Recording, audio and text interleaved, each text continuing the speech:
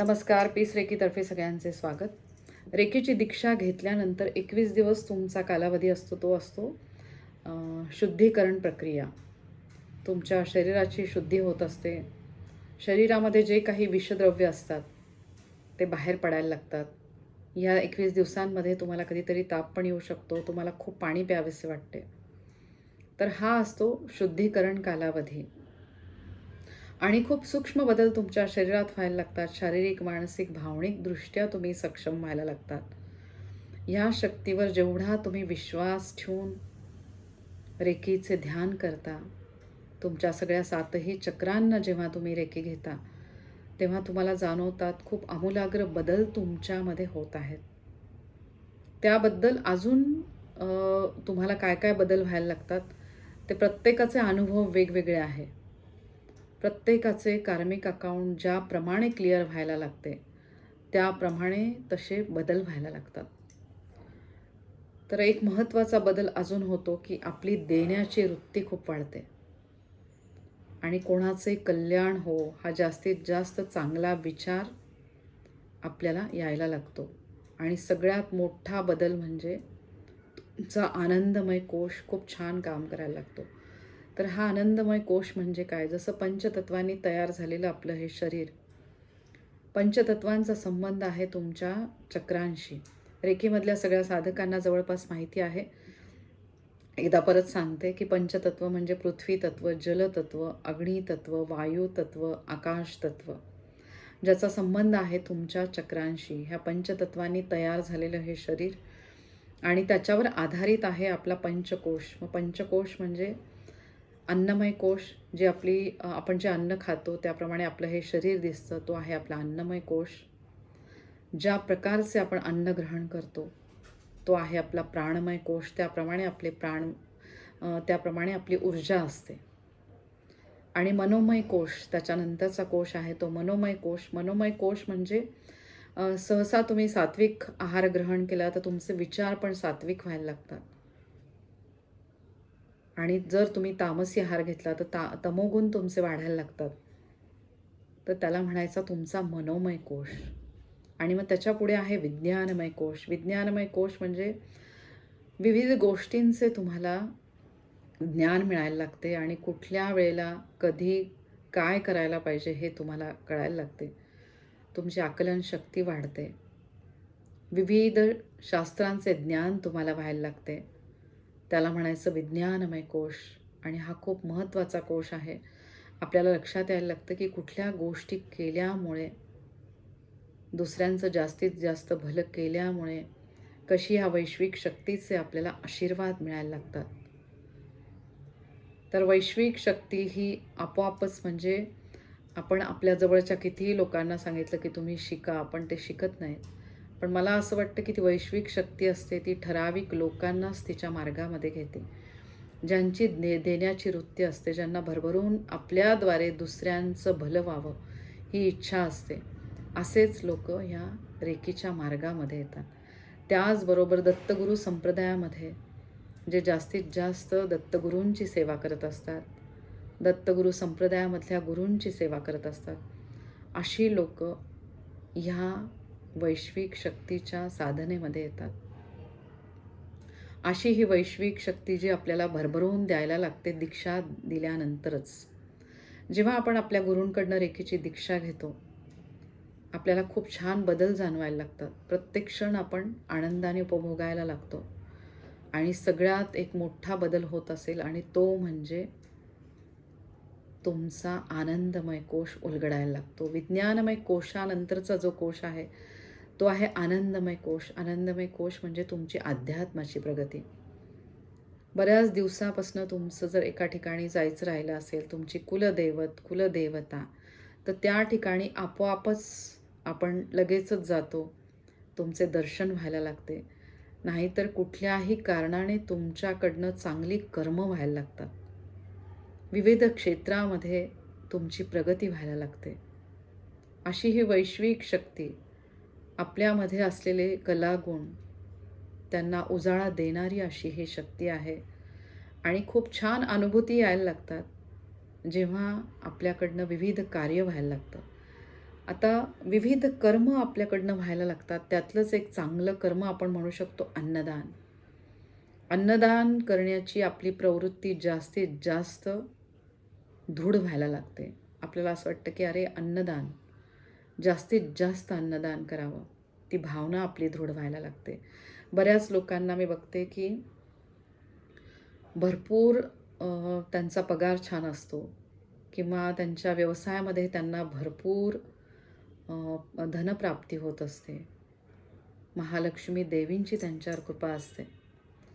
पण जेव्हा कुठे देणगी द्यायची असेल, अन्नदान करायचं असते, त्यावेळेस त्या व्यक्ती म्हणजे करत नाहीत.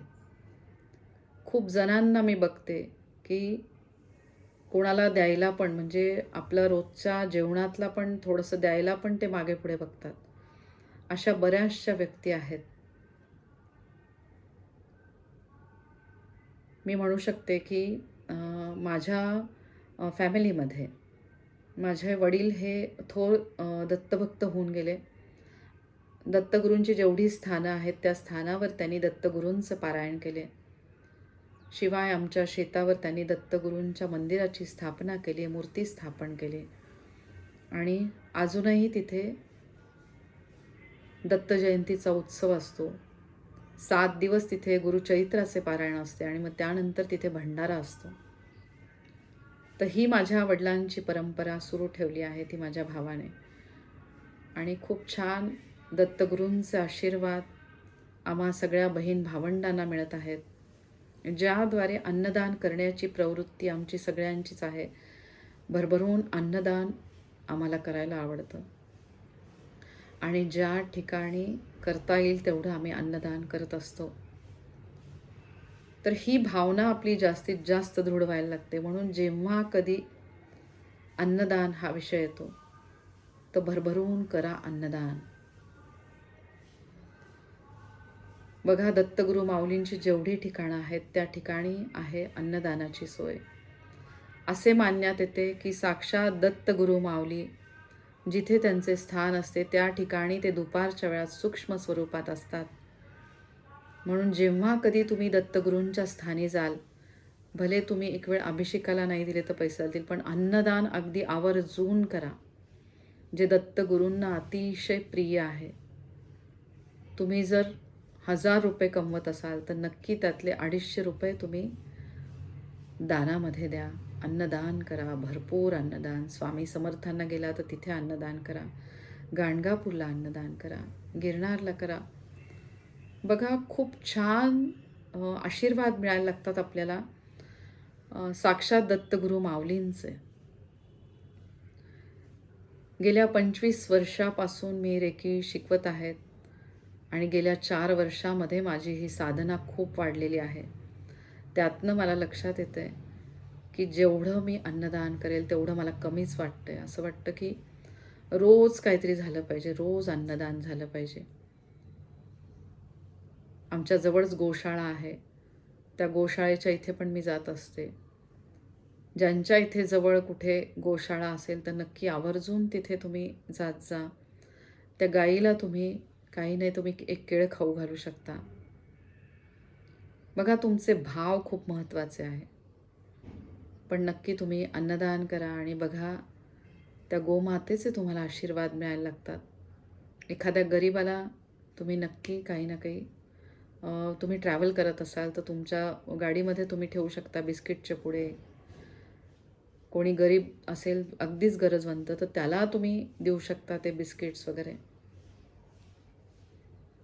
तुमच्या घरामध्ये ज्या कामवाल्या मावशी येतात त्या कामवाल्या मावशींना पण तुम्ही देऊ शकता. तुम्ही केळ देऊ शकता. आपण जे काही अन्न खातो ते त्यांना द्या.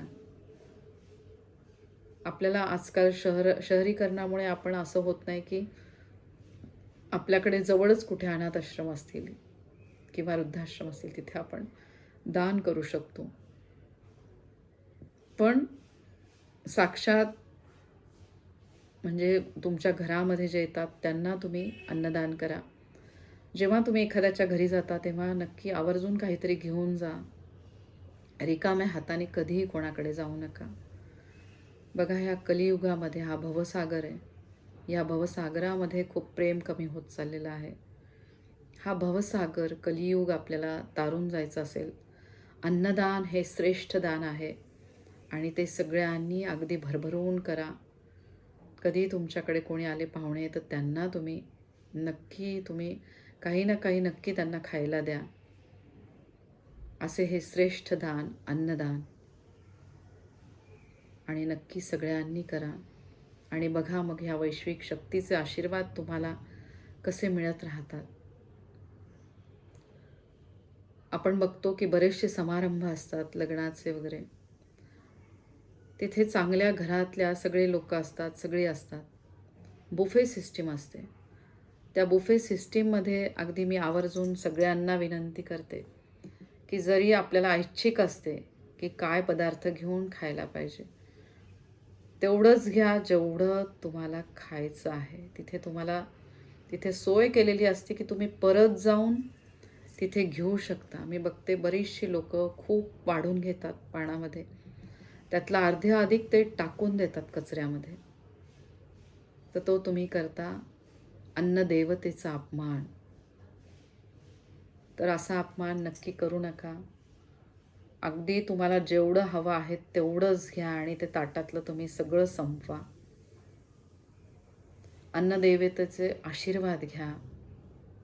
साक्षात अन्नपूर्णा बघा, ती आपल्याला भरभरून देत आहे. आपल्या घरामध्ये सगळं भरपूर आहे. तृप्ततेची भावना आपल्याकडे आहे. जर अन्नपूर्णा देवीचे आशीर्वाद आपल्यावर आहेत तर आपल्याकडनं पण अन्नदान होऊ द्या. आणि जिथे कुठे तुम्ही जाल तर तिथे तुम्ही घेण्या अगोदर नक्की विचार करा की आपण हे खाणार आहोत का. एवढं घेतानाच तुम्ही कमी प्रमाणात घ्या आणि मग ते खा. पण कृपया अन्न वाया जाऊ देऊ नका. बऱ्याच लोकांचा अन्नामध्ये खूप जीव असतो. जे शिजवलेलं अन्न असतं ते पण फ्रीजमध्ये ठेवतात, फ्रीझरमध्ये ठेवतात, साठवून त्यातनं तयार होतात कॅन्सरचे जंतू. तर त्याच्यामध्ये ते साठवून ठेवण्यापेक्षा लगेचच्या लगेच तुम्ही ते देऊन टाका. सकाळचे शिजवलेले अन्न सहसा संध्याकाळी खाऊ नका. अगदीच आहे खूप जास्त प्रमाणे तर तुम्ही खाऊ शकता, पण वेळेत जर ते संपणार नसेल तर ते ठेवण्यापेक्षा वेळेत तुम्ही कोणालाही अन्नदान करा. ते देऊन टाका. अन्न साठवून ठेवू नका. बघा, या आयुष्यामध्ये एका क्षणाचाही आपला भरोसा नाही आहे. म्हणून त्या खाण्याच्या वस्तूंमध्ये जीव अडकवण्यापेक्षा माणसांमध्ये जीव अडकवा. प्रत्येक व्यक्ती खूप महत्त्वाची. या वैश्विक शक्तीचे आशीर्वाद मिळवण्यासाठी प्रत्येक आपल्या समोरच्यामध्ये तुम्ही देवत्व शोधण्याचा प्रयत्न करा. आपण एक देवाने निर्माण केलेली एक सुंदर कलाकृती आहोत. भगवंताचे प्रत्येक क्षणाला आभार मानत राहा की भगवंताच्या कृपा आशीर्वादामुळे आपला प्रत्येक अवयव खूप छान काम करतोय.